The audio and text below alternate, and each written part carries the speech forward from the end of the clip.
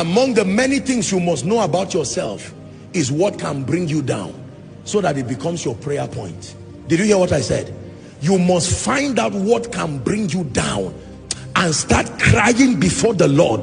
Roll like a madman and say, Lord, help me before I destroy my destiny. There are people today, the cancer that can bring them down is offense. So every time the devil wants to cause problem, he will make them to not be recognized in a place or create something, and they say, me. That's how they get into trouble. One of the biggest deception of Satan is this false idea of holiness, where people actually believe that because they've not gotten into any trouble, they are free. Moral trouble, economic trouble, and when it has to do with weaknesses, nobody has the right to point hands at everybody. Everybody lies down before God. You would have looked at the young boy David. In that boy was a murderer. Would you have believed that in that fine young man? Ladies, that's the kind of man you would have want to marry. Yet if I told you you are about to marry a murderer, you would not believe it. Just because people have not acted out their lust does not mean they are free from it.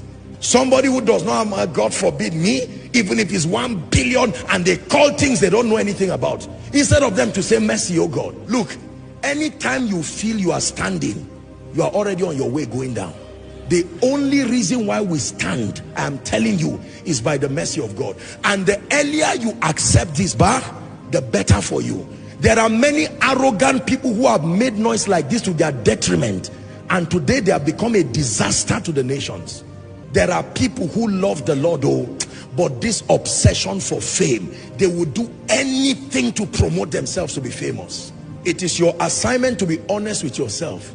What are my vulnerabilities? Now that there's no money in many places, that's when you will know people's vulnerabilities. How do you know vulnerabilities? When trouble comes. There are people who love God, but they can do anything doable. Let your imagination stretch as far as you think I'm saying.